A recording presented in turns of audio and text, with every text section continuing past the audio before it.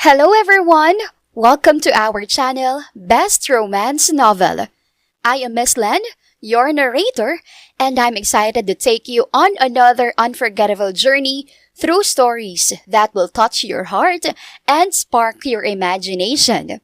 Here on this channel, every story you hear is authentic, unique, and 100% original.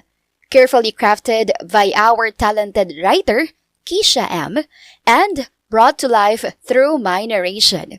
We are dedicated to creating meaningful and engaging stories just for you.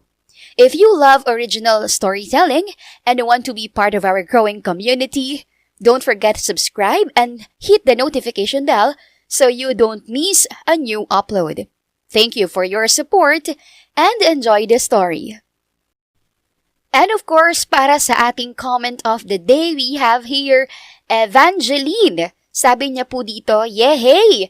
Ako yung naunang nakikinig, nakatiming din sa wakas dahil mamaya pa ako magtrabaho. Time check, 6:35 a.m., listening from Germany po. Thank you so much po. At syempre, para maging katulad po ni Miss Evangeline na mauna po kayo sa ating mga storya, huwag kalimutan pong mag-subscribe at i-hit ang notification bell. Kaya naman, huwag na natin na patagalin pa, narito na ang istorya ni Connie at Sherwin.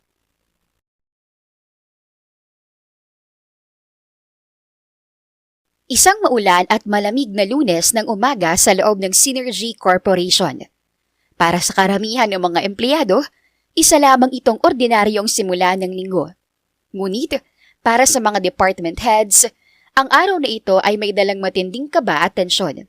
Ngayon ang formal na pagdating ng bagong may-ari ng kumpanya. Nakatayo si Connie C. sa harap ng malaking salamin sa loob ng kanyang opisina. Nakasuot siya ng isang formal na dark blue blazer at white pencil skirt. Ang kanyang buhok ay nakatali ng maayos at ang kanyang makeup ay sapat lang para itago ang pangingitim ng ilalim ng kanyang mga mata dahil sa kawalan ng tulog. Bilang marketing director, binuhos ni Connie ang huling 5 taon ng kanyang buhay sa kumpanyang ito. Matapos siyang itakwil ng kanyang sariling ama na si Don Arturo C. dahil sa pagtanggi niyang magpakasal sa isang matandang negosyante 10 taon nang nakalipas. Kinailangan niyang magsimula mula sa wala. Walang nakakaalam sa opisina na galing siya sa isang bilyonaryong pamilya. Para sa kanila, isa lamang siyang masipag at matalinong empleyado na umangat dahil sa sariling sikap. Bumukas ang pinto ng opisina niya at pumasok si Liza, ang kanyang matalik na kaibigan at marketing assistant. May hawak itong 2 baso ng mainit na kape at mukhang balisa. Mabilis na inilapag ni Riza ang kape sa lamesa ni Connie. Bes, Connie! Narinig mo na ba yung latest chismis mula sa HR? Dumating na raw yung entourage ng bagong CEO natin. Nasa labi na daw sila. Bumuntong hininga si Connie sabay kinuha ang kape at humigop. Kalma lang, Liza. Expected naman natin yan, di ba? Kahapon pa nagpadala ng memo ang admin na magkakaroon ng general meeting by 9 o'clock a.m. At bakit para nakakita ka ng multo dyan? Napakamot sa ulo si Liza. Lumapit siya kay Connie at bumulong kahit silang 2 lang ang nasa kwarto. Kasi bes, sabi nung guard sa baba, ang bata pa raw nung nakabili ng kumpanya natin eh. Tapos ang gwapo daw sobra. Pero ang sungit ng aura, para mangangain ng buhay. Nakakatakot daw tingnan. At ang pinaka nakakaloka, wala mo lang nakakaalam ng pangalan niya. Purely confidential daw hanggang sa i-announce mamaya sa boardroom. Kahit sino pa siya, Liza, trabaho lang ang pinunta natin dito. Basta maipakita natin na magandang takbo ng marketing department, hindi niya tayo tatanggalin. Naprint mo na ba yung report para sa 3rd quarter campaign natin? Tumango ng mabilis ang tsismosang kaibigan. Opo, Madam Director. Ready na lahat. Kompleto pati yung projection ng sales natin para sa susunod na buwan. Bago pa man makapagpatuloy sa pag-uusap ang magkaibigan, bumukas ang pinto nang walang katok. Pumasok si Brandon, ang sales manager ng kumpanya. Nakasuot ito ng isang mamahaling suit na halatang ipinagmalaki pa niya at nakangisi ng nakakaloko kay Connie. Nakahalukip-kip si Brandon at sumandal sa hamba ng pinto na akala mo ay kinapogi niya ito.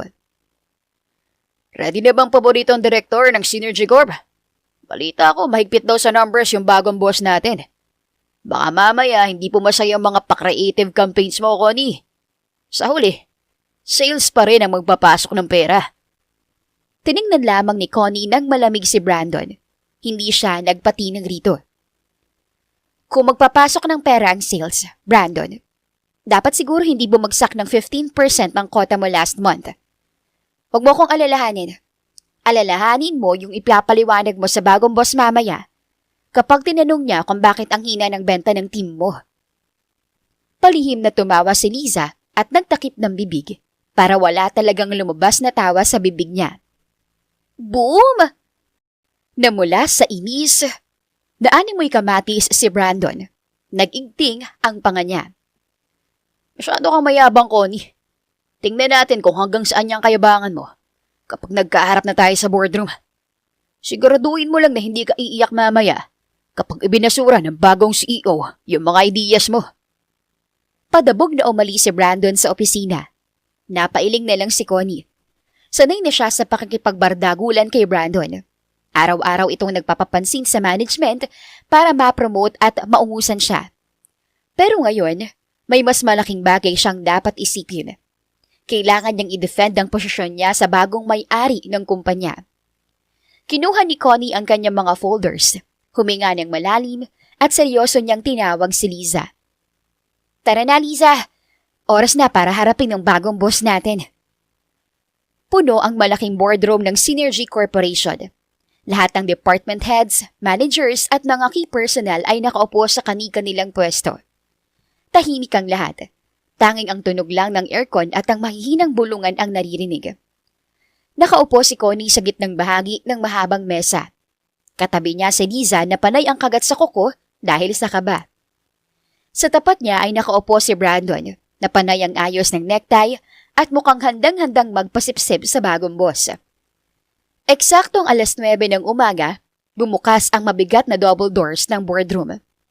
Pumasok ang isang matangkad na lalaki na nakasuot ng formal na kulay, na abong suit at may dalang tablet. Ito si Marco, ang executive assistant ng bagong CEO. Seryoso ang mukha nito at may aura ng pagiging isang profesional na kanang kamay. Good morning, everyone. Ako po si Marco, ang executive assistant ng bagong nagmamay-ari at CEO ng Synergy Corporation. Bago siya pumasok, gusto niya munang iparating na inaasahan niyang buong kooperasyon at dedikasyon ng bawat isa sa inyo. Hindi siya naniniwala sa mga palusot. Naniniwala siya sa resulta. Lalong tumahimik ang kwarto. Napalunok si Brandon. Si Connie naman ay nanatiling nakatingin sa unahan. Pinapanatili ang kanyang kalmado at profesional na muka. Ladies and gentlemen, please welcome the new CEO of Synergy Corporation, Mr. Sherwin Ramos. Nang marinig ni Connie ang pangalang iyon, parang tumigil ang pag-ikot ng mundo niya. Sherwin Ramos? Hindi. Imposible iyon. Napakaraming Sherwin Ramos sa Pilipinas. Imposibleng ang lalaking ito ay ang parehong lalaking iniwan niya 10 taon nang nakalipas. Ang lalaking minsang umiyak sa ilalim ng ulan at nang makaawang huwag siyang iwan. Ang lalaking walang pambili ng maayos na sapatos noon at nag-aaral lang gamit ang scholarship. Imposible. Ngunit, nang pumasok ang bagong CEO mula sa pinto, pakiramdam ni Connie ay binuhusan siya ng kumukulong yelo sa buong katawan. Nakatayo sa unahan ng isang lalaking hindi niya malilimutan kahit ilang dekada pa ang lumipas. Ang panga nito ay mas tumalim, ang mga balikat ay mas lumapad, at ang dating maamon itong mga mata, ngayon ay nababalutan ng yelo at matinding galit. Nakasuot si Sherwin ng isang black custom-made Armani suit na perpektong nakayakap sa kanyang matipunong katawan. Ang buhok nito ay nakastyle ng maayos at ang mamahaling relo sa kanyang pulso ay kumikinang sa ilalim ng mga ilaw ng boardroom. Ito si Sherwin, ang lalaking minahal niya ng sobra. Ang lalaking sinaktan niya para protektahan ito mula sa kanyang malupit na amang si Don Arturo. Nang mag-angat ng tingin si Sherwin, dahan-dahan nitong pinasadahan ng tingin ang mga taong nasa loob ng kwarto. At nang magtama ang kanilang mga mata, parang huminto ang paghinga ni Connie. Tinitigan siya ni Sherwin. Walang gulat at walang pagtataka. Tila ba alam nitong naroon si Connie. Isang malamig at mapanuksong ngiti ang gumuhit sa mga labi ng bilyonaryo. Isang ngiting nagsasabing, "Nahuli rin kita." Naglakad papunta sa kabisera ng lamesa ang binata. Mababa, malalim at nakakapanindig balahibo ang boses nito. Good morning. You can call me Mr. Ramos. Binili ko ang kumpanyang ito dahil hindi maganda ang performance nyo. Binili ko ito dahil nakita ko kung gaano kayo kapabayaan sa mga nakaraang buwan. At gusto ko linisin ang mga basurang nagpapabigat sa kumpanya. Napasandal si Connie sa kanyang upuan. Ang mga kamay niya sa ilalim ng lamesa ay nanginginig ng matindi. Kinagat niya ang loob ng kanyang pisngi para pagilan ang sariling maluha. Ang lalaking dating nagbibigay sa kanya ng bulaklak na pinitas lang sa tabi ng kalsada, ngayon ay isang halimaw ng corporate world. At halatang-halatang nandito ito, hindi lang para sa negosyo. Nandito ito para sa kanya.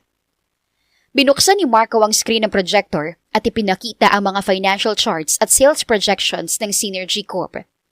Mula sa kanyang pwesto, hindi inalis ni Sherwin ang kanyang matatalim na tingin kay Connie. Let's not waste time. Gusto ko marinig ang mga reports ng bawat department head. I want to know why this company is losing money. Let's start with marketing. Missy, tumayo ka. Lahat ng ulo sa boardroom ay lumingon kay Connie. Rinig na rinig ni Connie ang malakas na kabog ng kanyang dibdib. Pilit siyang huminga ng malalim. Kinuha ang kanyang folder at dahan-dahang tumayo. Pilit niyang inayos ang kanyang boses para hindi mahalata ang kanyang takot at kaba. Nakatingin ng diretso kay Sherwin ang dalaga na kahit kabado ay tunog profesional pa rin. Good morning, Mr. Ramos. I am Connie C., the marketing director. Para sa third quarter, nag-focus ang team namin sa digital advertising at social media management. And engagement. Ayon sa data, tumaas ng 20% ang brand awareness natin na inaasahan namin magta-translate sa sales sa susunod na buwan. Ito po ang kopya ng proposal namin para sa next campaign. Iniabot ni Liza ang kopya ng proposal kay Marco at ibinigay ito ni Marco kay Sherwin. Binuklat ng binata ang folder. Tiningnan niya ito ng ilang segundo at pagkatapos, ibinagsak niya ang folder sa ibabaw ng lamesa ng napakalakas. Napatalon sa gulat si Liza. Ang iba pang mga managers ay napasinghap. Nakatitig ng matalim ang boss kay Connie. Brand awareness? 20%? Ano gagawin ko sa brand awareness kung hindi naman to nagiging pera, Missy? Ang proposal mong ito ay isang malaking aksayo ng pondo. Puro kayo pa-cute sa social media. Pero walang solid na call to action para bumili ang mga tao. Is this how you work? Puro forma, pero walang laman. Nag-igting ang panga ng dalaga. Sir, ang marketing po ay isang proseso. Hindi po agad-agad nagtatranslate sa sales ang awareness. Kailangan po nating i-build ang tiwala ng mga customers. Hindi pinatapos ni Sherwin ang sasabihin pa ng dalaga. Nagsalita siya na may diin at kahulugan. Tiwala? You're talking to me about trust, Missy. Sa mundo ng negosyo, walang kwentang tiwala kung hindi ka nagdadala ng resulta. At ang resultang nakakita ko ngayon ay palpak ang departamento mo. Nakakadismaya. Akala ko pa naman, matalino ka. Ang bawat salita ni Sherwin ay may dalawang kahulugan. Alam ni Connie na hindi lang marketing campaign ang pinag-uusapan nila. Pinag-uusapan nila ang nakaraan. Ang pagkasira ng tiwala at ang pagkadismaya nito sa kanya. Nakaramdam ng matinding sakit sa dibdib si Connie. Pero hindi niya hahayaang makita ni Sherwin na apektado siya. Pilit niyang pinatigas ang kanyang ekspresyon. Si Brandon naman ay nakangisi sa gilid. Nakakita ito ng pagkakataon para sumipsip. I agree with Mr. Ramos. Kung hindi po kaya ng marketing department na i-convert ang leads into sales, Baka po dapat ibigay nyo na lang sa sales department ang budget nila. Kami na pong balang gumawa ng direct promotion sa Sherwin. I am Brandon, the sales manager at your service. Tumingin kay Brandon si Sherwin at ngumisi ng bahagya. Brandon, good. At least someone in this room understands the value of money. From now on, ang budget para sa susunod na campaign ng marketing ay dadaan muna sa approval ng sales department. Brandon, ikaw ang magre-review ng mga trabaho ni Miss C. Hindi makapaniwala si Connie sa sinabi ni Sherwin. Mr. Ramos, hindi po pwede yon. Magkaiba po ang function ng sales at marketing. Ako po ang direktor ng departamento ko. Hindi po tama na isang manager ang mag-a-approve ng budget ko. Tumayo ng dahan-dahan ang bagong boss. Inilagay ang dalawang kamay sa lamesa at inilapit ang mukha kay Connie. Ang kanyang mga mata ay nag-aapoy sa galit at kapangyarihan. Pwede yun, Missy. Dahil ako, ang boss dito. Ako nagpapasweldo sa inyo. Kung ayaw mong sumunod sa mga patakaran ko, the door is wide open. Pwede kang mag-resign ngayon din. Natahimik ang buong boardroom. Pinahiyan ng gusto ni Sherwin si Connie sa harap lang lahat ng katrabaho niya. Si Brandon ay halos pumalakpak sa tuwa. Si Liza naman ay ang awa sa kanyang best friend at gusto niyang maiyak. Tinitigan ni Connie si Sherwin. Alam niyang hinihintay nitong sumuko siya. Hindi hintay nitong umiyak siya at umalis, pero hindi siya papayag. Kung umalis siya ngayon, mawawalan siya ng trabaho at tuluyan ng magugutom dahil wala na siyang pamilyang babalikan. At higit sa lahat, hindi niya bibigyan ng kasiyahan si Sherwin na makita siyang talunan. Huminga ng malalim ang dalaga. Pinigilan niya ang panginginig ng kanyang boses at sumagot ng may tapang. Masusunod po, Mr. Ramos. Ipapasa ko po kay Brandon ang budget for review. Hindi po ako magre-resign. Gagawin ko pong trabaho ko. Naningkit ang mga mata ni Sherwin. Halatang hindi ito nasiyahan sa sagot ni Connie. We'll see about that. Meeting adjourned. Pumalik na kayo sa mga trabaho nyo. Except for you, Missy. Stay behind. May pag-uusapan tayo. Nagsilabasan ng nagmamadali ang lahat ng empleyado.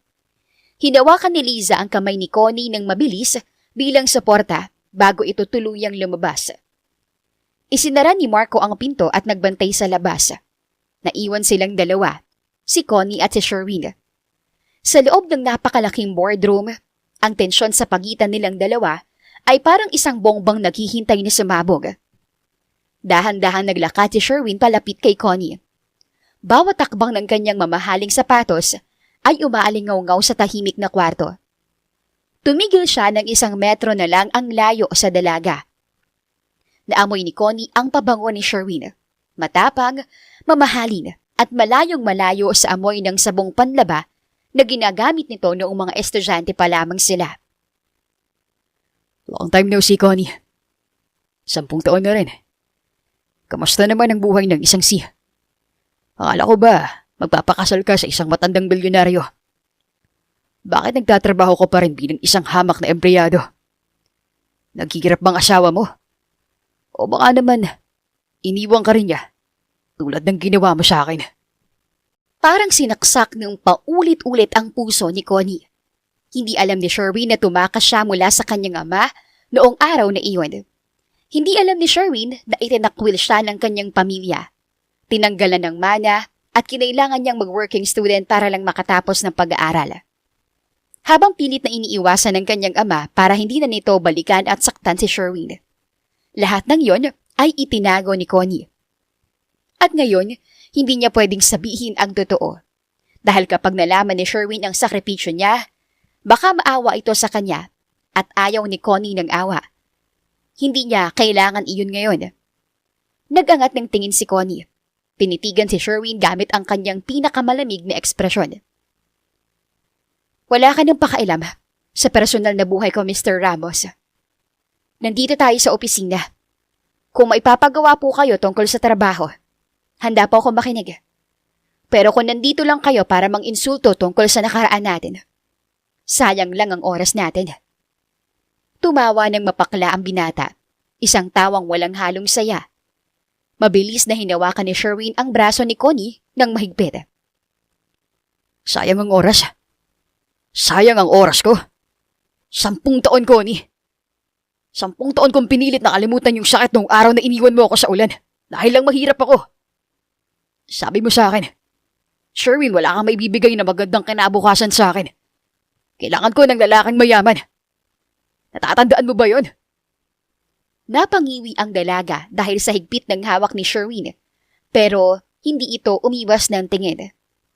Nasasaktan ako, Sherwin. Bitawan mo ako. Mas inilapit ni Sherwin ang mukha niya. Naggangalit ang mga ngipin nito pero pilit na ibinababa ang boses. Nasasaktan? Hindi mo alam ang ibig sabihin ng sakit, Connie. Gabi-gabi ako nagtrabaho. Halos hindi na ako matulog. Tinapos ko ang engineering at nagtayo ko ng kumpanya mula sa wala. Lahat ng yun para patunayan sa'yo na kaya ko. Na hindi ako mananatiling duka. At ngayon, tingnan mo tayo. Ako na ang boss mo. Binili kong kumpanyang ito para lang makita kita. Para lang maranasan mo kung paano magmakaawa. Pilit pinipigilan ng dalaga ang kanyang luha. Ano bang gusto mong gawin ko, Sherwin? Gusto mong lumuhod ako at humingi ng tawad? Gusto mong magmakaawa ko na wag mo akong tanggalin? Hindi ko gagawin yun. Trabaho lang ang kaya kong ibigay sa'yo. Kung gusto mo akong parusahan, gawin mo. Pero hindi ako susuko. Gumising ng malidemonyo ang kanyang bagong boss. Binitiwan nito ang braso ng dalaga ng padabog. Hindi kita tatanggalin, Connie. Masyadong madali yun. Gusto ko makita ka naghihirapan araw-araw. Gusto ko makita ka nagtatrabaho sa ilalim ko. I will make your life a living hell. At sisiguraduhin ko mararanasan mo lahat ng sakit na ipinaranas mo sa akin. 10 taon nang nakalipas. Welcome to your worst nightmare, Miss C. Tinalikuran ni Sherwin si Connie at naglakad palabas ng boardroom nang hindi na lumilingon pa. Pagsara ng pinto, naiwan si Connie ng mag-isa. Napahawak siya sa lamesa dahil biglang nanghina ang kanyang tuhod. Ang luhang kanina pa niyang pinipigilan ay tuluyan ang bumagsak. Bumalik na ang lalaking mahal niya. Ngunit, hindi na ito ang Sherwin na kilala niya. Isa itong bilyonaryong halimaw na walang ibang layunin kundi ang sirain siya. At ang pinakamasakit sa lahat, kahit na punong-puno ng galit ang mga mata ni Sherwin, naramdaman pa rin ni Connie ang bilis ng pagtibok ng kanyang puso. Mahal niya pa rin ito at sigurado siyang ang 6 na buwang susunod ay magiging isang matinding laban sa pagitan ng paghihiganti at ng isang pag-ibig na hindi na kailanman namatay.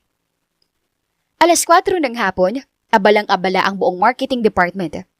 Matapos ang matinding komprontasyon sa boardroom kaninang umaga, hindi na nakita ni Connie si Sherwin. Pero ang presensya nito ay ramdam na ramdam sa buong opisina. Bumukas ang pinto ng opisina ni Connie at pumasok si Marco. May hawak itong 3 makakapal na folders. Seryoso ang mukha nito habang inilalapag ang mga dokumento sa ibabaw ng lamesa ng dalaga. Missy, ipinapabigay po ni Mr. Ramos. Yan po ang data analytics ng buong kumpanya mula sa nakaraang 3 taon. Gusto niya pong gumawa kayo ng panibagong marketing pitch na nakabase sa mga numerong yan. Ibasura niyo na raw po yung lumang proposal niyo. Napasigaw ng mahina mula sa gilid ang kaibigan ni Connie na si Liza. Ha? 3 taong data? Sir Marco, aabutin po ng 1 linggo bago ma-analyze lahat yan. Ang dami-dami niyan eh. Hindi po 1 linggo ang binibigay ni Mr. Ramos. Gusto niya po makita ang bagong presentation bukas ng 8:00 ng umaga. Sa mismong opisina niya. Napatigil sa pagtatype si Connie at napaangat ng tingin kay Marco. Bukas ng umaga? Marco, imposible yan. Hindi makakaya ng team ko na gumawa ng bagong buong campaign sa loob lamang ng 1 gabi. Kahit pa mag-overtime kaming lahat, kulang pa rin ng oras. Yun pong eksaktong utos niya, Missy. At binanggit din po niya na hindi niyo pwedeng pilitin ng mga tao niyo na mag-overtime. Kung gusto niya raw po na matapos yan, kayo po mismo ang gumawa. Solo, have a good evening, Missy. Paglabas ni Marco, bumagsak ang mga balikat ni Liza. Nilapitan niya ang lamesa ni Connie at tinitigan ang gabundok na folders. Nag-aalalang hinawakan ni Liza ang braso ni Connie. Bes, sinasadya niya to. Pinapahirapan ka niyo ng sobra. E paano mo tatapusin yun ng mag-isa? Tulungan na kita, please. Mag-i-stay ako dito hanggang madaling araw. Ngumiti ng tipid si Connie. Umiling siya at tinapik ang kamay ni Liza. Huwag na, Liza. Umuwi ka na. May sakit ang nanay mo, di ba? Kailangan mo magbantay sa bahay niyo. Ako nang bahala rito. Sanay naman ako magpuyat eh. Naiiyak na sa inis ang kaibigan niya. Pero bes, ang sama-sama ng Sherwin na yan ah. Dating bait-bait niya sa'yo. Tapos ngayon parang gusto kanyang patayin sa trabaho. Gusto mo, kausapin ko siya. Ipapaliwanag ko sa kanya na hindi mo naman ginustong iwan siya noon. Mabilis na hinawakan ng mahigpit ni Connie ang kamay ni Liza. Liza, wag. Nangako ka sa akin. Walang makakaalam na tinakot ako ni Papa noon. Walang makakaalam na kaya ako siya iniwan para hindi sirain ni Don Arturo ang scholarship at buhay niya. Kapag nalaman niya yun, baka labanan niyang pamilya ko. At ayoko masira ang kumpanyang pinaghirapan niya. Hayaan mo na lang siyang magalit sa akin. Deserve ko naman to eh. Di baling ako na lamang ang mag-suffer. Bumuntong hininga na lang si Liza. Alam niyang kapag nagdesisyon si Connie, wala nang makakapagpabago rito. Matapos ang ilang minutong pag-aayos ng gamit, napilitan na ring umuwi si Liza. Naiwan si Connie na mag-isa sa loob ng tahimik na opisina. Napapaligiran ng mga papel at ng masakit na alaala ng nakaraan. 9:00 na ng gabi. Tanging ang ilaw na lang sa opisina ni Connie ang nakabukas sa buong floor. Umiikot na ang paningin niya sa dami ng numerong binabasa niya. Gutom na rin siya dahil hindi siya nakakain ng lunch at dinner, kakaisip kung paano tatapusin ang imposibleng deadline. Habang nagtatype siya, biglang bumukas ang pinto. Pumasok si Brandon. May hawak itong isang baso ng mamahaling wine at nakangising ng nakakaloko. Sumandal pa ito sa lamesa ni Connie habang umiinom ng wine. Kawawa naman ang paboritong direktor natin. Nag-iisa at iniwan na ng mga tao niya. Ano, Connie? Suko ka na ba? Sabi ko naman kasi sa iyo kaninang umaga, ibabasura lang ni Mr. Ramos yung ideas mo. Ano bang kailangan mo, Brandon? Wala akong oras para makipag-asaran sa'yo. Umalis ka na sa opisina ko bago pa ako tumawag ng guard.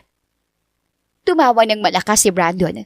Lumapit siya sa mga folders ni Connie at pinakailaman ito.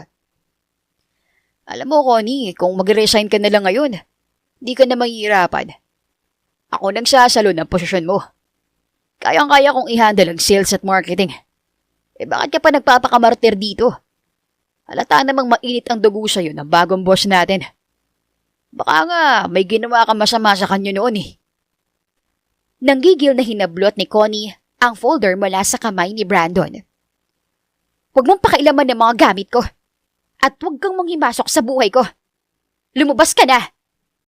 Nawala ang ngiti ng binata. Nag-igting ang panga nito at inilapit ang mukha kay Connie. Huwag mo ko sinisigawan, Connie. Tandaan mo, under na ng approval ko ang budget mo. Isang maling galaw mo lang, ibabagsak ang departamento mo. Bago pa man makasagot si Connie, isang malamig at malakas na boses ang umalingaw-ngaw mula sa bukas na pinto ng opisina. Nakatayo sa hambang ng pinto si Sherwin. Nakapamulsa pa ito. Madilim ang aura at nakakatakot ang mga mata. Brandon, anong ginagawa mo rito? Mabilis na napatalon palayo si Brandon. Namutla siya nang makita ang bagong bilyonaryong CEO na nakatayo sa pinto. Si Sherwin ay nakasuot na lang ng puting polo na nakatupi ang manggas. Pero ang aura nito ay kasing talim pa rin ng dati. Nauutal si Brandon. Pilit siyang ngumiti at inayos ang suit pa kunwari. Mr. Ramos, good evening po. Sinecheck ko lang po si Missy. Baka po kasi kailangan niya ng tulong sa marketing pitch niya. Tinutulungan ko po siya. Naglakad papasok ng opisina si Sherwin at tiningnan ng masama si Brandon. Hindi niya kailangan ng tulong mo. Ang utos ko, siya lang ang gagawa niyan. At saka bakit ka umiinom ng wine sa loob ng opisina ko? Tapos na bang mga papeles at sales reports mo para bukas? Pinagpapawisan ng malamig ang mayabang na binata at mabilis na ibinaba ang wine glass sa isang gilid. Hindi na po, sir. Gagawin ko na po ngayon. Sige po, babalik na po ako sa desk ko. Good night po. Parang asong bahagang buntot na tumakbo palabas si Brandon. Naiwan sina Connie at Sherwin sa loob ng opisina. Binalot ng matinding katahimikan ang kwarto. Naramdaman ni Connie ang mabilis na pagtibok ng kanyang puso. Tinitigan ni Sherwin si Connie. Napansin niya ang sobrang pamumutla ng dalaga. Nakita rin niya ang bahagyang panginginig ng mga kamay nito habang hawak ang ballpen. Sa loob-loob ni Sherwin, gusto niya itong lapitan at yakapin. Gusto niyang itanong kung ayos lang ba ito, pero nangingibabaw ang galit at pride sa kanyang puso. Akala ko ba magaling ka? 9:00 na pero mukhang wala ka pa nasisimulan. Kung hindi mo kaya, ibinigay mo na sana sa akin ang resignation letter mo ngayon. Hindi ako magsasayang ng oras sa mga taong mahina. Hindi ako mahina, Sherwin. Tatapusin ko to. Ibibigay ko sa'yo ang hinihingi mo bukas ng umaga. Kaya pwede ba? Iwan mo na ako para makapag-focus ako. Nainis si Sherwin. Kahit kailan, napakatigas ng ulo ni Connie. Palagi nitong pinipilit na kaya nito ang lahat mag-isa. Yon ang isa sa mga dahilan kung bakit niya ito minahal noon. Pero, yun din ang dahilan kung bakit siya nasasaktan ngayon. Akman tatalikod na sana si Sherwin palabas nang biglang tumunog ng malakas ang tiyan ni Connie. Namula ng matindi ang buong mukha ng dalaga. Napayuko siya sa sobrang hiya at pilit na tinakpan ang kanyang tiyan gamit ang folder. Natigilan si Sherwin. Lumingon siya pabalik kay Connie. Nakita niya kung paano ito umiwas ng tingin dahil sa hiya. Isang maliit at palihim na ngiti ang muntik nang gumuhit sa labi ng bilyonaryo. Pero, mabilis niya itong naitago. Nang lakad si Sherwin papalapit sa lamesa ni Connie.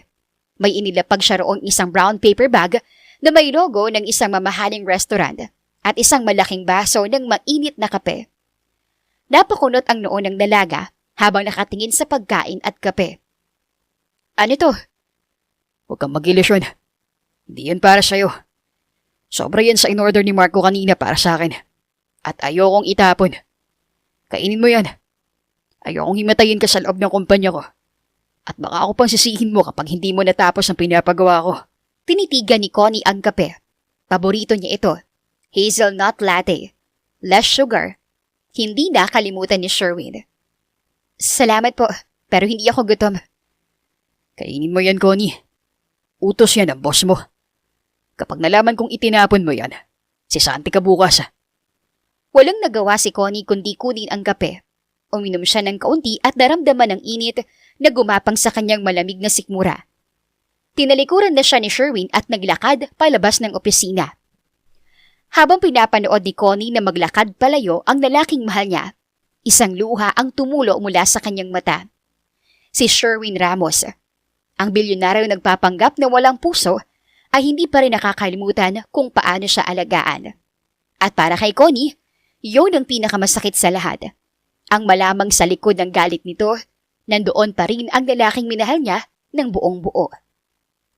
8:00 ng umaga, nakatayo si Connie sa harap ng malaking mahogany desk ni Sherwin. Namumulang kanyang mga mata dahil sa kawalan ng tulog. Ngunit, maayos pa rin ang kanyang tindig. Magdamag niyang ginawa ang bagong marketing pitch. Inaral ang 3 taong data analytics na ipinadala ni Sherwin. At siniguradong walang magiging butas ang kanyang presentasyon. Binabasa ni Sherwin ang makapal na folder. Walang mabakas na emosyon sa muka ng bilyonaryo. Nakatayo naman sa gilid si Marco, habang si Brandon ay biglang pumasok sa opisina nang walang katok. May dalang sariling kape at nakangisi. Good morning, Mr. Ramos.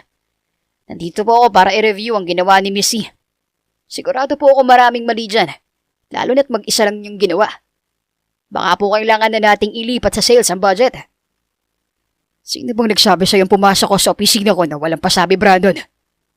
Nawala ang ngiti sa labi ni Brandon at medyo napalunok ito. Sir, sabi niyo po kasi kahapon, under na ng approval ko ang budget niya. Isinara ni Sherwin ang folder ng malakas at tinitigan si Brandon ng matalim. Sinabi ko yun para ma-motivate siyang magtrabaho. Pero hindi ibig sabihin nun ay pwede ka nang pumasok dito na parang ikaw ang may-ari ng kumpanya. Marco, palabasin mo nga to. This way, Mr. Brandon. Halos kalad ka rin ni Marco palabas ang namumula-mulang si Brandon. Pagkasara ng pinto, muling bumalik ang katahimikan sa loob ng opisina. Tumingin si Sherwin sa dalaga. Sa totoo lang, sobrang na-impress siya sa ginawa ni Connie. Ang marketing pitch ay perpekto. Na-cover nito lahat ng blind spots ng kumpanya, pero hinding-hindi niya ipapahalata ito. Not bad, Missy. Mukhang natuto ka rin kung paano mag-analyze ng totoong data. Pero hindi sapat ng papel lang. Pinili ng kumpanya natin ang isang lumang resort sa Batangas para i-develop. Gusto kong makita kung paano mo i-apply ang marketing pitch mo sa mismong site. Site visit po? Pwede po ako magpadala ng team ko bukas para kumuha ng photos at gumawa ng ocular inspection. Hindi yung team mo ang pupunta. Tayong dalawa ang pupunta. Gusto kong i-present mo sa akin ng personal ang mga ideas mo habang nag-iikot tayo. Pack your things. Alis tayo in 30 minutes. Marco will drive. Tayong dalawa? Mr. Ramos, hindi po ba masyadong biglaan yan? May mga kailangan pa po kong pirmahan dito sa opisina. Humakbang palapit kay Connie ang binatang CEO. Inilapit niya ang kanyang muka at ngumisig ng mapanukso sa dalaga. Bakit, Connie? Natatakot ka ba? Natatakot ka bang makasama ako ng matagal sa iisang sasakyan? Kung gusto mong ma-approve ang budget ng departamento mo, sasama ka sa akin. Utos yan ang boss mo. Kinagat ni Connie ang kanyang labi. Ayaw niyang sumama pero kailangan niya para sa trabaho. At isa pa, hindi siya papayag na isipin ni Sherwin na duwag siya. Tiningnan niya ng diretso sa mga mata ang lalaki. Taas noo at matapang siyang sumagot. Masusunod po, Mr. Ramos. Magkikita po tayo sa lobby in 30 minutes. Tahimik sa loob ng mamahaling itim na SUV ni Sherwin. Nakaupo sa likod sina Connie at Sherwin. Magkalayo at parehong nakatingin sa magkabilang bintana. Si Marco ang nagmamaneho. Habang bumabiyahe sila papuntang Batangas, unti-unting dumilim ang kalangitan. Nagsimulang bumuhos ang napakalakas na ulan. Dahil sa matinding pagod at puyat, hindi na nakayanan ni Connie. Dahan-dahang bumagsak ang kanyang mga talukap. Nakatulog siya habang nakasandal sa malamig na bintana ng sasakyan. Palihim na lumingon si Sherwin. Nang makitang tulog na si Connie, nawala ang galit sa mga mata ng bilyonaryo. Napalitan ito ng matinding pag-aalala. Nakita niya ang pangingitim sa ilalim ng mga mata ng dalaga. Alam niyang hindi ito natulog, magdamag, para lang tapusin ang pinapagawa niya. Kaya bumulong siya kay Marco upang hindi maabala ang pag-idlip ng dalaga. Marco, hinaan mong aircon. Baka ginawin siya at dahan-dahan ka sa pagmamaneho. Baka magising. Opo, Sir Sherwin. Kaso sir, mukhang zero visibility na po ang daan dahil sa lakas ng bagyo. Nag-a-announce na po sa radyo na may mga landslide daw po sa unahan. Hindi po tayo aabot sa mismong site. Humanap ka ng pinakamalapit na rest house sa hotel. Hindi pwedeng maipit tayo sa kalsada. Baka lalong magkasakit si Miss C. Makalipas ang kalahating oras, nakahanap si Marco ng isang maliit at tagong rest house sa gilid ng highway. Dahil sa lakas ng ulan, napilitan silang huminto roon. Pagising ni Connie, nagulat siya na nakaparada na sila at ang mas ikinagulat niya, nakapatong sa kanyang balikat ang mamahaling suit jacket ni Sherwin para hindi siya lamigin. Nataranta ang dalaga. Mabilis na tinanggal ang jacket at inabot pabalik kay Sherwin. Sir, pasensya na po. Nakatulog ako.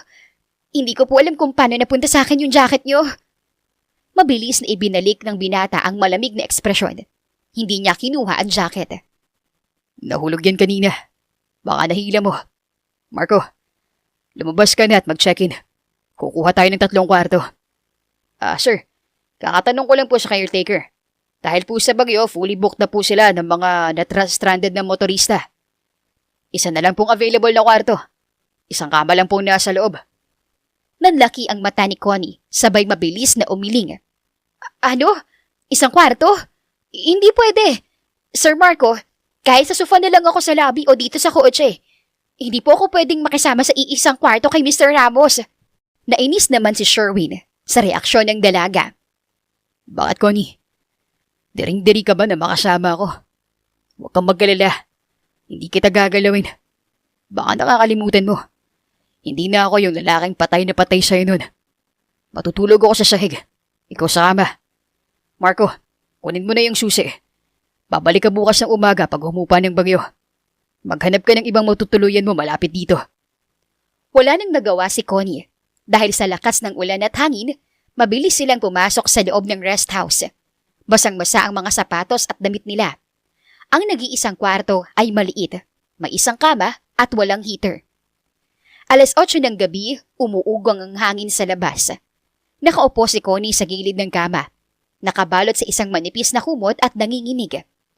Namumutla ang kanyang mga labi at nakaramdam siya ng matinding bigat sa kanyang ulo. Ang puyat, pagod at ang pagkaulanan nila kanina ay nagresulta sa isang matinding lagnat. Si Sherwin ay nakatayo sa tabi ng bintana, nakatingin sa labas. Nang marinig niya ang mahinang pag-ubo ni Connie, mabilis siyang lumingon at lumapit sa dalaga. Connie, namumutla ka. Nanginginig ka ba? Pilit na umiwas si Connie. Kahit mahina ay sumagot ito. Ayos lang ako, sir. Nilalamig lang po ng konti. Huwag niyo na po akong intindihin. Matulog na po kayo. Hindi nakinig si Sherwin sa sinabi ng dalaga. Umupo siya sa tabi nito at sa pilitang inilapat ang likod ng kanyang palad sa noo ng dalaga. Damit, Connie. Ang init mo. Nilalagnat ka. Bakit hindi mo sinabi agad? Pilit na itinataboy ni Connie ang kamay ni Sherwin. Nangingilid ang mga luha nito. Sabi ko naman sa'yo, ayos na ako eh. Sanay naman ako mag-isa. Sanay akong walang nag-aalaga. Kaya ko to. Nagalit na ng tuluyan si Sherwin. Hindi dahil nagmamatigas si Connie, kundi dahil naaawa siya rito. Kumuha siya ng maliit na tuwalya, binasa ito ng maligamgam na tubig mula sa banyo, at pilit ipinuna sa muka at leeg ng dalaga. Bakit ba palagi mong pinapabayaan ang sarili mo? Akala mo ba pinili mo yung mayaman para gumanda ang buhay mo? Bakit nagkakaganito ka ngayon? Bakit parang pasan mong degdeg? Dahil sa sobrang taas ng lagnat at pagkahilo ni Connie, tuluyan nang nawala ang kanyang depensa. Humagulgol siya at napakapit sa braso ni Sherwin. Kasi mas madaling magpuyat at magpakapagod kaysa isipin ka. Mas madaling patayin ang sarili ko sa trabaho kaysa alalahanin kung paano kita sinaktan doon. Sherwin, mahal na mahal kita. Pero kailangan kitang iwan. Parang binuhusan ng malamig na tubig si Sherwin. Nanigas siya sa kanyang kinauupuan. Nabitawan niya ang basang tuwalya. Ang puso niyang binalot ng yelo sa loob ng 10 taon ay biglang nabasag. Anong ibig sabihin ni Connie? May dahilan ba kung bakit siya nito iniwan noon? Hindi dahil sa pera? Tinitigan ni Sherwin ang dalaga na ngayon ay tuluyan ng nakatulog dahil sa lagnat at pagod. Nakasandal sa kanyang dibdib, dahan-dahang niyakap ni Sherwin si Connie. Ibinaba niya ang kanyang ulo at hinalikan ang mainit na noo ng dalaga. Sa unang pagkakataon matapos ang 1 dekada, tumulo ang luha mula sa mga mata ng bilyonaryo. Aalamin ko ang totoo, Connie. Kung may tinatago ka, aalamin ko. At pangako, hindi na kita pababayaang mag-isa. Tumila na ang malakas na bagyo. Sumikat ang araw sa Batangas at dahan-dahang pumasok ang liwanag mula sa maliit na bintana ng rest house. Nagising si Connie na nakaramdam ng ginhawa. Wala na ang mabigat na pakiramdam sa kanyang ulo at ang matinding lagnat niya kagabi ay tuluyan ng bumaba. Pagmulat ng kanyang mga mata, napansin niyang may maliit na basang tuwalya sa kanyang noo. Lumingon siya at nakita si Sherwin. Nakaupo ang bilyonaryo sa isang matigas na kahoy na upuan sa tabi ng kama. Nakahalokip-kip ito, nakapikit at halatang hindi natulog magdamag para lang bantayan siya. Gumalaw si Connie kaya mabilis na minulat ni Sherwin ang kanyang mga mata. Nahihiyang bumangon ng dalaga at tinanggal ang tuwalya sa noo niya. Sir Sherwin, hindi po kayo natulog? Buong gabi po ba kayo nakaupo dyan? Pasimple pang inayos ng binata ang kanyang damit sabay iwas sa tingin ni Connie. Paano ako matutulog kung panay ang aligaga mo kagabi? At saka ayokong isipin mo na pinabayaan kita. Baka kasuhan mo po ako sa dole kapag may nangyari sa'yo habang nasa business trip tayo. Napakagatlabi ang dalaga nang makaramdam ng kaba. May sinabi po ba ako kagabi habang nilalagnat ako? Pasensya na po kung may nasabi akong kakaiba. Minsan po kasi nagsasalita ako kapag mataas ang lagnat ko eh. Tinitigan ng binata si Connie ng malalim. Pilit niyang itinatago ang emosyon sa kanyang mga mata. Wala kang sinabi. Matulog ka na lang ulit. Darating na si Marco para sunduin tayo. Ikakancel ko na lang munang site visit natin. Dahil panay putik ang daan. Babalik na tayo sa Maynila. Tumalikod si Sherwin at lumabas ng kwarto. Pagkasara ng pinto, napahawak si Sherwin sa kanyang dibdib. Rinig na rinig pa rin niya ang mga sinabi ni Connie kagabi. Maya-maya pa, dumating na si Marco sakay ng SUV. Bago pa man makalabas si Connie mula sa rest house, palihim na kinausap ni Sherwin ang kanyang executive assistant sa gilid ng sasakyan. Seryosong-seryoso na bumulong ito kay Marco. Marco, pagbalik natin sa Maynila, i-cancel mo lahat ng meetings ko ngayong linggo. May papagawa ko sa iyong napaka-importante. Ano po yun, Sir Sherwin? Gusto kong imbestigahan mo ang buong background ni Connie C. Wala nung maghiwalay kami 10 taon nang nakakaraan. Alamin mo kung bakit hindi siya nagpakasal sa bilyonaryong sinasabi niya doon. Alamin mong relasyon niya sa kanyang ama na si Don Arturo C. I want every single detail, Marco. Kahit gaano kaliit. Gusto kong malaman ang buong katotohanan. Tumango ng mabilis ang kanyang tapat na assistant. Masusunod po, sir. Ipapakuha ko agad sa mga private investigators natin. 2 araw ang lumipas matapos ang business trip sa Batangas. Bumalik sa normal ang takbo sa opisina. Ngunit, pansin ng lahat na hindi na nagpapatawag ng meeting si Sherwin. Nakakulong lamang ito sa kanyang opisina. Eksaktong 3:00 ng hapon, pumasok si Marco sa opisina ni Sherwin. May hawak itong isang makapal na itim na folder. Seryoso at malungkot ang mukha ng executive assistant nang ilapag niya ito sa lamesa ng bilyonaryo. Sir Sherwin, eto na po yung lahat ng inihingi niyo. Ang buong 10 taon ng buhay ni Miss Connie C. At sir, pasensya na po pero mukhang malayong malayo sa inakala niyong nangyari. Kinuha ni Sherwin ang folder. Nanginginig ang kanyang mga kamay habang binubuklat ang mga pahina. Bawat dokumento, bawat litrato, at bawat report ay parang patalim na unti-unting sumusugat sa kanyang puso.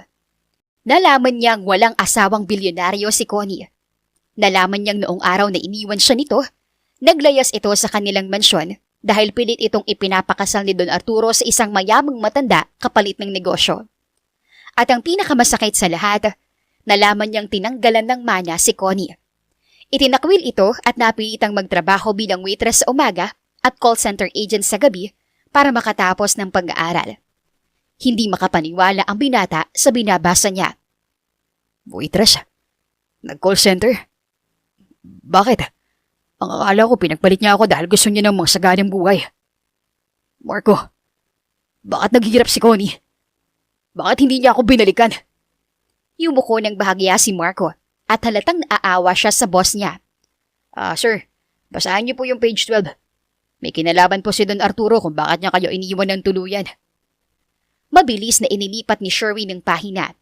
Doon niya nabasa ang isang police blotter at isang confidential report. 10 taon nang nakakaraan, may mga armadong lalaking binayaran si Don Arturo para takutin ang sponsor ng scholarship ni Sherwin. Mayroon din itong death threat na nakapangalan mismo kay Sherwin. Nilapitan daw ni Don Arturo si Connie at binigyan ito ng ultimatum.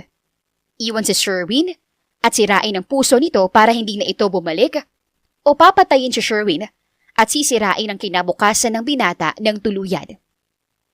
Pinili ni Connie na magpanggap na mukhang pera. Pinili ni Connie na itaboy si Sherwin habang umuulan, kapalit ng kaligtasan at pangarap ng lalaking mahal niya. Bumagsak ang itim na folder mula sa kamay ni Sherwin.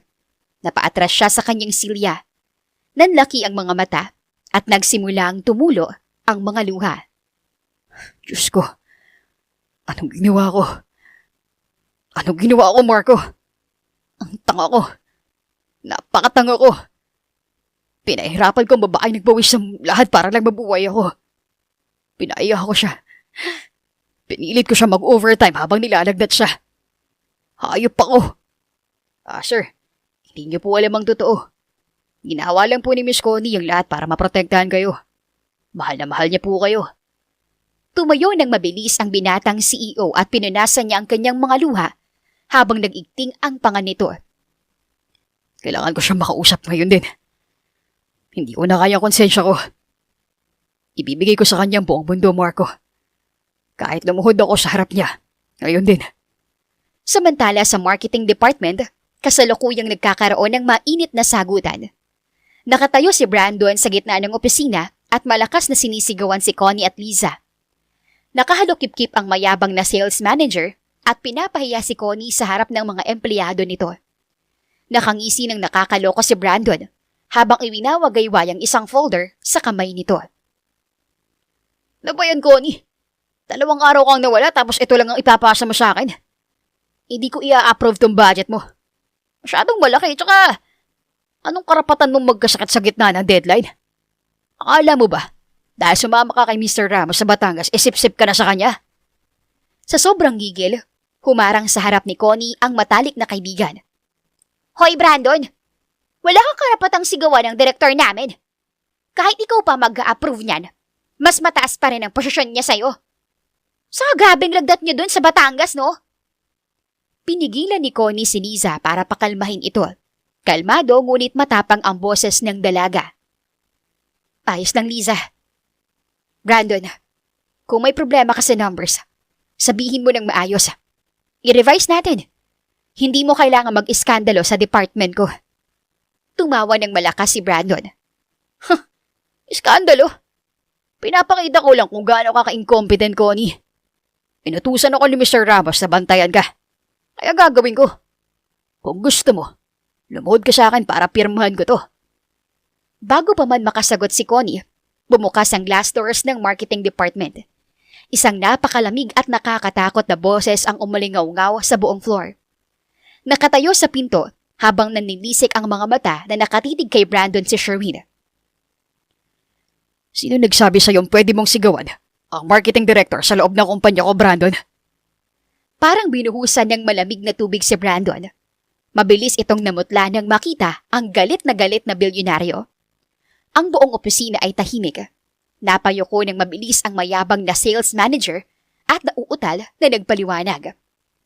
Mr. Ramos, sir, pinapagalitan ko lang po si Connie kasi hindi po maayos yung budget na pinapasa niya. Gaya po ng utos niyo. Naglakad palapit kay Brandon ang boss nila. Halos isang dangkal na lang ang layo ng kanilang mga muka. Malamig at mababa ang boses ni Sherwin na lalong nagpatindig ng balahibo ni Brandon. Ang utos ko, i-review mo. Hindi ko inutos na ipahiya mo siya. Wala kang karapatang bastusin si Missy. Mula ngayon, tinatanggal ko na sa iyong kapangyarihan mag-approve ng kahit anong budget. At dahil sa ginawa mo ngayon, you're demoted. Bumalik ka sa pagiging rank and file employee. Ngayon din, pack your things and move to a regular cubicle. Sir, demoted? Pero sir, magaling po ako sales manager. Wag naman po. Sumigaw si Sherwin at umalingaw-ngaw ang boses nito sa buong kwarto. Get out of my sight before I fire you completely. Mabilis na tumakbo palayo si Brandon. Halos madapa sa sobrang takot. Tinignan ng lahat ng empleyado si Sherwin na may labis na gulat. Bakit biglang pinagtanggol ng walang pusong CEO si Connie? Si Connie mismo ay nagulat sa nangyari. Lumingon si Sherwin kay Connie. Ang galit sa kanyang mga mata kanina ay napalitan ng matinding lungkot at pagsisisi. Connie, sumama ka sa akin sa opisina ko. Please, kailangan nating mag-usap. Pagsara ng pinto ng CEO's office, nilak ito ni Sherwin para walang makaistorbo sa kanila. Nakatayo si Connie sa gitna ng kwarto. Naguguluhan at kinakabahan sa biglaang pagbabago ng ugali ng bilyonaryo. Kinuha ni Sherwin ng itim na folder mula sa lamesa at dahan-dahang inabot ito kay Connie. Ano yan? Bagong parusa na naman ba, Sherwin? Kung meron man, sabihin mo lang ng diretsyo. Pagod na ako. Hindi kinuha ng dalaga ang folder. Ito ang naging hudyat ng tuluyan ng mapaluha ang binata. Bakit hindi mo sinabi sa akin? Nabigla naman si Connie sa lambot ng boses ng terror na boss niya. Ang tanong nito ay may malalim na emosyon. Ang alin? Tuluyan ng humagulgol si Sherwin. Hinawakan niya ang magkabilang balikat ni Connie. Naitinakwil ka ng papa mo. Na kaya ka nagpanggap na mukhang pera ay para hindi ako ipapatay ni Don Arturo. Bakit mo sinasarili lahat ng sakit, Connie? Bakit hinayaan mong isipin ko na masama ka? Habang ikaw ang nawalan ng pamilya at kinabukasan dahil sa akin. Nanlaki ang mga mata ni Connie at napaatras siya. Ang pader na 10 taon niyang itinayo ay biglang gumuho. Nalaman na ni Sherwin ang lahat. Nalaman na nito ang sakripisyo niya. Napahagulgol ang dalaga at tuluyan nang lumabas ang mga sakripisyo. Ang sakit na itinatago niya. Dahil ayoko mamatay ka, Sherwin. Papatayin ka ni Papa kung hindi kita iniwan. Ayoko masirang scholarship mo at ang pangarap mo. Kaya pinili kong ako na lang ang magmukhang masama. Dahil mas mabuti ng kamuhian mo ko kaysa makita kitang nasa loob ng kabaong. Hinila si Connie at niyakap ng napakahigpit ni Sherwin. Sabay isinubsob niya ang muka sa balikat ng dalaga. Ang tanga-tanga ko. Tanga ako, Connie. I'm so sorry. Patawarin mo ko. Bumalik ako dito para pahirapan ka. Para ipagiganti ang sarili ko. Pero ako palang may utang ng buhay ko sa'yo. Patawarin mo ko, please. I'm so sorry. Umiyak ng malakas si Connie sa dibdib ni Sherwin. Ang lahat ng bigat at sakit na dinala niya sa loob ng 1 dekada ay inilabas niya sa yakap ni Ewan. Mahigpit siyang niyakap ni Sherwin. Pilit na ibinabalik ang pagmamahal na ninakaw sa kanila ng nakaraan. Ang galit ng bilyonaryo ay tuluyan ng natunaw at ngayon, handa na itong gawin ng lahat para ibalik ang kaligayahan ng kaisa-isang babaeng nagmahal sa kanya ng wagas. 1 linggo nang nakalipas simula nung araw na malaman ni Sherwin ang buong katotohanan. Sa loob ng 7 araw na iyon, malaki ang nagbago sa Synergy Corporation. Si Brandon ay tuluyan ng natanggal sa trabaho dahil sa patuloy nitong pambabastos sa mga empleyado. Si Connie naman ay ginawang Vice President for Marketing ni Sherwin. Ngunit, higit pa sa promosyon, ang pinakamalaking pagbabago ay ang pag-aalaga ng bilyonaryo sa kanya. Araw-araw, may bulaklak at kape sa kanyang lamesa. Ngunit, may isang bagay pa na kailangan tapusin si Sherwin. Eksaktong 10:00 ng umaga, bumukas ng marahas ang pinto ng CEO's office. Pumasok ang isang matandang lalaki na nakasuot ng mamahaling suit. Ngunit, ang mukha nito ay namumula sa matinding galit at kaba. Ito, si Don Arturo C., ang ama ni Connie. Sa likod nito ay si Marco na kalmadong nagbabantay. Hinampas niya ang lamesa ni Sherwin habang sumisigaw. Sherwin Ramos, ikaw ba nasa likod dito? Ikaw ba bumili ng lahat ng utang ng Sea Holdings? Bakit mo pina-freeze ang lahat ng bank accounts ng kumpanya ko? Good morning din sa'yo, Don Arturo. Oo, akong bumili ng lahat ng utang mo. Ako rin ang nag-pull out ng lahat ng major investors ng kumpanya mo. In short, hawak ko ng leeg ng Sea Holdings. Isang pitik ko lang. Magdedeklara na ng bankruptcy ang buong pamilya mo. Walang hiya ka. Isa kang patay gutom na scholar lang noon. Anong karapatan mong sirain ang kumpanya ko? Hindi, demanda kita. Habang nagsisigawan sila, biglang bumukas ang pinto. Pumasok si Connie. May hawak na mga dokumento. Nang makita niya ang kanyang ama, nanigas siya sa kanyang kinatatayuan. 10 taon na niyang hindi nakakita ang lalaking sumira sa buhay niya. Sa sobrang gulat pa ni Connie ay nabitawan niyang folder at nanginginig ang boses na tinanong ang ama. Papa, anong ginagawa mo rito? Lumingon ang matanda sa anak pero matilim ang tingin nito. Ikaw, Connie, sabihin mo sa lalaking ito na ibalik ang mga kumpanya ko. Anak kita.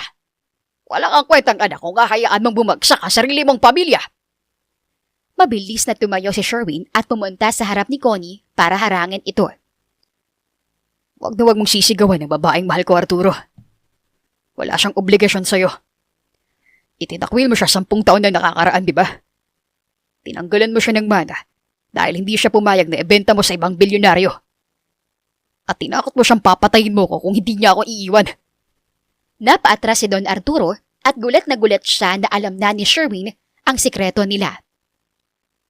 Paano mo nalaman yan? Mayaman na ako ngayon, Arturo. Kaya kong bilhin ang lahat ng impormasyon. Kaya kong bilhin ang buong buhay mo. Sinira mo ang buhay namin ni Connie noon dahil mahirap ako. Ngayon, ipaparanas ko sa'yo kung anong pakiramdam ng nawalan ng lahat. Marco, i-process mo ng full hostile takeover ng Sea Holdings. Palayasin niyo siya sa building na to. This way, Mr. C. Huwag na po kayong gumawa ng eksena kundi ipapakaladkad po namin kayo sa mga guards. Pilit na nagpupumigla si Don Arturo, sumisigaw at nagmumura habang inilalabas ni Marco. Pagkasara ng pinto, naiwan sina Connie at Sherwin. Nanginginig pa rin si Connie, hindi dahil sa takot, kundi dahil sa labis na emosyon. Sa unang pagkakataon sa buhay niya, na isang taong tumayo at lumaban para sa kanya, laban sa sarili niyang ama. Sherwin, bakit mo ginawa yun? Gumastos ka ng bilyon-bilyon para lang pabagsakan si Papa? Sayang ang pera mo. Lumapit ang binata kay Connie. Hinawakan niya ang magkabilang pisngi ng dalaga at pinunasan ang mga luha nito. Kahit maubos pang buong kayamanan ko, Connie, wala akong pakialam. Walang halaga ang lahat ng perang kinita ko sa loob ng 10 taon. Kung hindi ko ito magagamit para protektahan ka. You saved my life back then. Ngayon, ako naman ang magliligtas sa'yo. Pagsapit ng hapon, kalat na sa buong kumpanya na ang sobrang pagpapabagsak sa Sea Holdings ay para ipaghiganti si Connie. Ang lahat ng empleyado na dati ay natatakot kay Sherwin, ngayon ay kinikilig na parang mga nanonood ng isang sikat na Korean drama. Nakatayo si Liza sa labas ng opisina ni Connie, kasama rin ito sa mga kinikilig. Umiinom siya ng kape kasama si Marco. Sir Marco, totoo ba yung chismis? Binili talaga ni Sir Sherwin yung buong kumpanya ng tatay ni Connie para lang makaganti para sa best friend ko? Grabe! Ibang level ng sana all yun ah! Bilyonaryong marunong maghiganti for love! Inayos ni Marco ang kanyang salamin at napangiti rin ng bahagya. Totoo po, Miss Liza. Matagal na pong pinaplano ni Sir Sherwin. Ayun, simula nung nabasa niyo yung investigasyon. Pero hindi pa po dyan matatapos. May inihanda po si Sir Sherwin ngayong hapon sa rooftop garden ng building natin. OMG! Magpapropose na ba siya? Secret po. Basta siguraduhin niyo pong aakyat si Miss Connie mamayang alas 5. Eksaktong alas 5 ng hapon, sinabihan ni Liza si Connie na may kailangan daw itong pirmahan sa rooftop garden. Pag-akyat ni Connie, nagulat siya. Walang ibang tao sa itaas. Puno ang buong paligid ng mga puting rosas, ang paborito niyang bulaklak. Sa gitna ng garden, nakatayo si Sherwin. Nakasuot ito ng itim na suit at nakangiti ng napakatamis. Ngunit, bago pa man makalapit si Connie, biglang kumulimlim ang langit at nagsimulang pumatak ang ulan. Nataranta si Connie at akmang tatakbo para sumilong. Sherwin, umuulan! Mababasa tayo, tara na sa loob! Hindi gumalaw ang binata. Umiling ito at naglakad palapit kay Connie sa gitna ng ulan. Wag na. Dito na lang tayo, Connie. 10 taon nang nakakaraan. Iniwan mo ko sa gitna ng malakas na ulan. Akala ko, yun na lang ang pinakamasakit na araw sa buhay ko. Hindi ko alam. Yun palang araw na pinatunayan mo kung gaano mo ako kamahal. Nabasa na silang dalawa. Ang mga luha sa mata ni Connie ay humalo na sa patak ng ulan. Lumapit si Sherwin at hinawakan ang mga kamay ng dalaga. Pinahirapan kita nung una akong dumating dito. Naging halimaw ako sa'yo. Pinag-overtime kita. Sinagawan kita sa boardroom. At sa lahat ng yun, hindi ko mapapatawad ang sarili ko. Kaya ngayon, gusto ko bumawi habang buhay. Humagulgol na si Connie na nakatingin sa mga mata ni Sherwin. Sherwin, hindi mo kailangan gawin to. Napatawad na kita. Ang mahalaga, nandito ka na ulit. Tinitigang mabuti ni Sherwin ang dating kasintahan. Puno pa rin ito ng pagmamahal sa kanya. Ang puso niya ay labis-labis ang galak at hindi na niya kayang pakawalan pa ang babaeng sobrang minahal niya at mahal rin siya. Dahan-dahang lumuhod sa basang sahig ng rooftop si Sherwin at wala siyang pakialam kung masira man ang mamahalin niyang suit. Kumuha siya ng isang maliit na velvet box mula sa kanyang bulsa at marahang nagsalita. Kailangan ko tong gawin, Connie. Dahil hindi na ako papayag na magkahiwalay pa tayo. Ako na bahalang mag-alaga sa'yo. Ako na ang bahalang magtanggol sa'yo. Will you marry me, Connie C? Hayaan mong palitan kong apelyido mo. At gagawin kitang isang Ramos.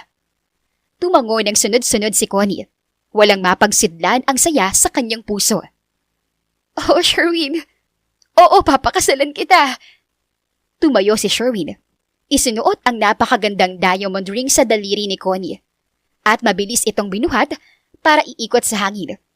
Sa gitna ng buhos ng ulan, naghalikan ang dalawa. Ang ulan na minsan naging saksi sa kanilang pinakamasakit na paghihiwalay, ngayon, naging saksi sa kanilang walang hanggang pag-iibigan. Mula sa pagiging isang dukha, bumalik si Sherwin hindi lang para maghiganti, kundi para bawiin ang reyna ng kanyang buhay.